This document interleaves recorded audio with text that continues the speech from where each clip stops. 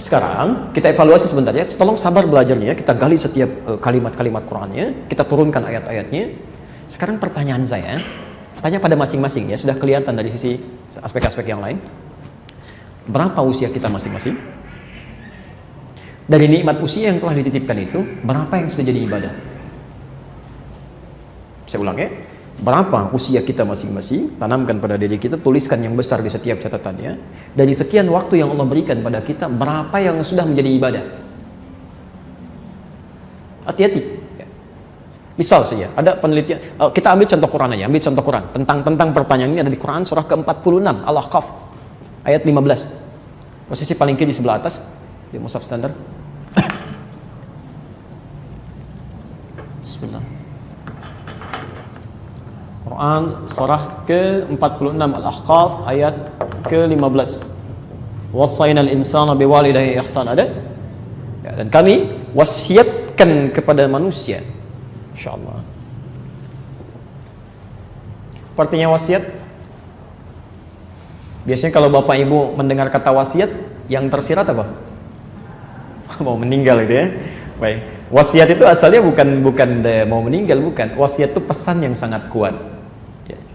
Kenapa sering diidentikan dengan orang yang akan wafat? Karena biasanya begini, pesan orang akan meninggal itu lebih bisa didengar, lebih kuat nilainya dibandingkan dengan sebelum dia berada dalam keadaan demikian. Ya. Ibu ngasih tahu anak, sholat ya nak, tenang aja mah, gampang, gitu kan? Tapi kalau info sudah 3, ya semua sudah dipasang, nah sholat ya iya mah, lebih cepat. Ada wasiat di situ. Ya. Jadi kalau diartikan orang akan meninggal, jadi keliru. Allah memberi wasiat dan Allah tidak meninggal.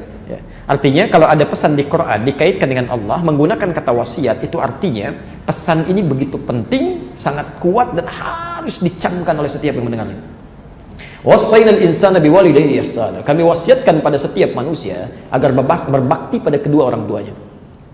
Maaf, saya agak cepat setelah diterangkan mengandungnya, menapinya, merawatnya dengan lelah segalanya. Lihat ujungnya. Maka tatkala anak itu tiba di usia 40 tahun, 40 sana. 40 tahun. Dan diantara kita tidak sedikit yang sudah mencapai itu, bahkan lebih. Dia harus mengevaluasi dirinya dengan berdoa. Perhatikan doanya, Rabbi auzi'ni an ashkura ni'mataka allati an'amta 'alayya wa 'ala walidayya wa an a'mala salihan tarda. Lihat doa pertama, saya tidak akan bahas ini dengan panjang bagian pertama ini. Rabbi auzi'ni, ya Allah mohon bimbing kami an ashkura ni'mataka allati an'amta 'alayya, ya, atas nikmat untuk bisa bersyukur, ya, mensyukuri nikmat yang telah Engkau titipkan kepada kami, wa ala walidayya, dan kepada orang tua kami. Ya Allah tolong bimbing hamba untuk mensyukuri nikmat ini ya Allah, supaya bisa bersyukur. Ya.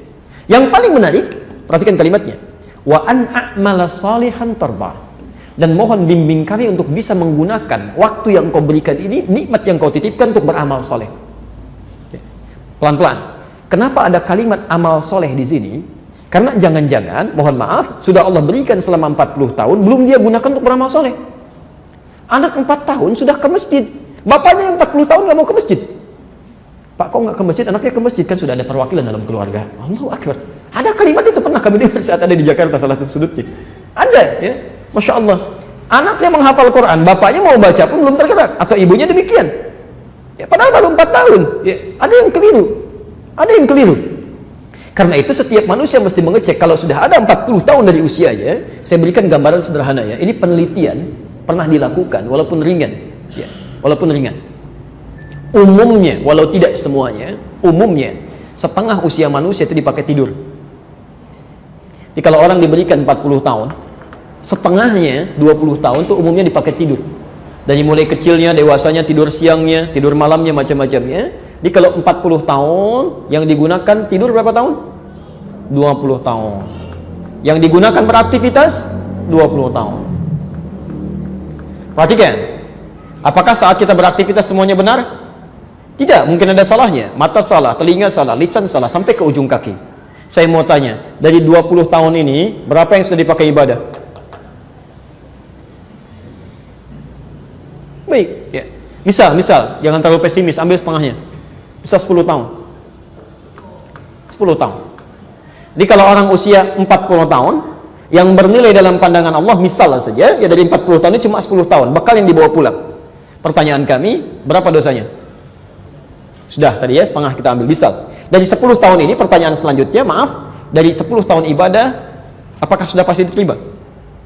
Belum. Apa syarat diterima? Ikhlas. Quran surah Al-Bayyinah 98 ayat kelima. Wa ma umiru illa liya'budullaha mukhlishina lahuddin. Dari 10 tahun ibadah, berapa tahun yang ikhlas?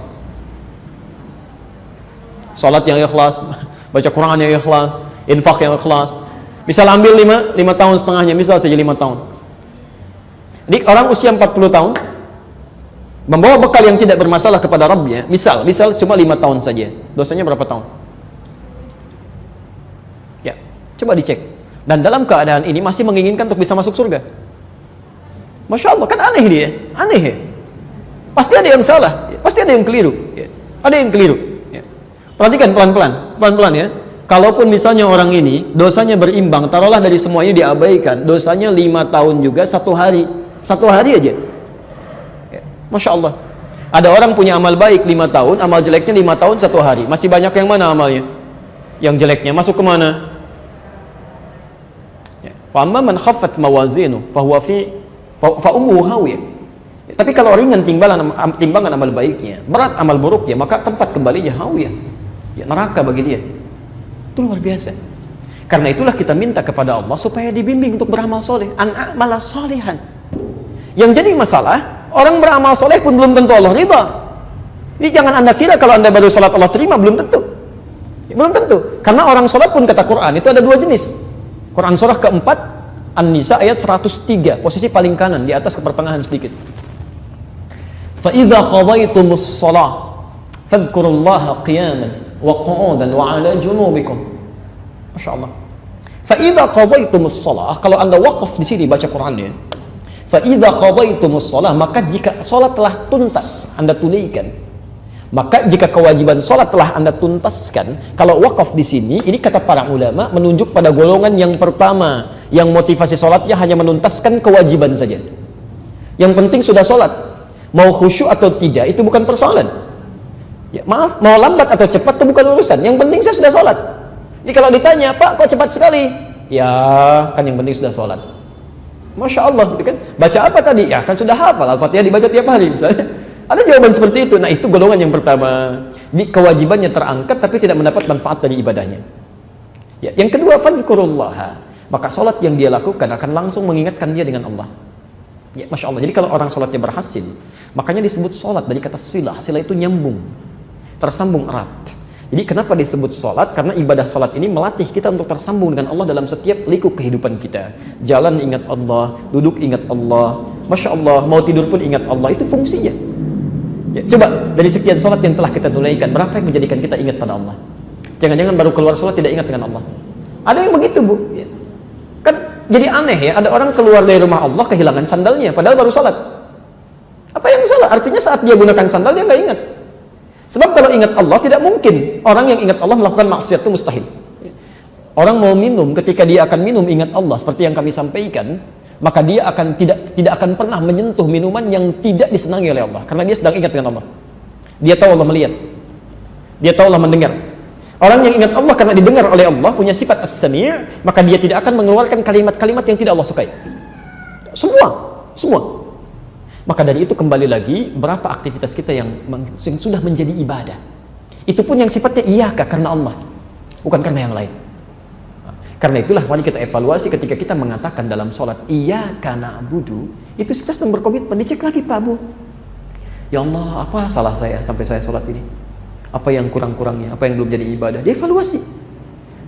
Sangat-sangat luar biasa kalau ada orang setelah sholat tiba-tiba dia keluar dari komitmennya, padahal baru menyampaikan pada Allah barusan. Saya mau ibadah, tapi dia melanggar kata-katanya sendiri. Ya, itu ada yang berbahaya di situ. Ya. Makanya kalau kita sholatnya benar, itu baru selesai sholat saja, Masya Allah, kesalahan-kesalahan kita sepanjang bukan dosa besar, itu antara sholat ke sholat bisa terampuni. Bisa terampuni. Ya. Pernah dengar hadis ini? Hadis Muslim, nomor hadis 223. As-salawatu ila as-salawat, wal jumu'atu ila al-jumu'ah, wa Ramadan ila Ramadan, kaffaratun lima bainahunna. Ya. Sholat satu ke sholat yang lainnya, Jum'ah ke Jum'ah ada pekanan, wa Ramadan ila Ramadan ada tahunan. Kalau benar ditunaikan kata Nabi, kafaratun itu akan menghapuskan ya lima bainahunna, dosa-dosa yang pernah dikerjakan di antara keduanya. Jadi kalau anda tadi punya salah misalnya saat salat subuh sampai ke zuhur, dan mustahil ada orang tidak berbuat salah, maka saat anda salat zuhur itu benar salatnya, tuntas semua kesalahan dan dosanya, digugurkan oleh Allah. Ya, kecuali dosa besar. Ya, dosa besar. Maaf, yang pekanan Jumat ke Jumat selesai. Yang tahunan belum selesai pekanan, ya tahunan dihapuskan oleh Allah. Ramadan digugurkan. Ya. Makanya kata Nabi, maaf, bu'dan liman adraka Ramadan falam yughfar lahu. Ya, celaka dan keterlaluan berlumur dengan kotoran. Ya. Di raghima anf itu salah satu maknanya bu'dan atau raghima anfun. Ya, di hidungnya ada kotoran, debu. Ya. Celaka orang yang diberikan Ramadan tapi dia tidak mampu beristighfar kepada Allah di bulan Ramadan itu yang bisa mengampuni dosanya. Dikata Nabi, orang yang keluar dari Ramadan, alumni Ramadan, tidak terampuni dosanya, itu orang celaka. Ya, bahaya dalam hidup.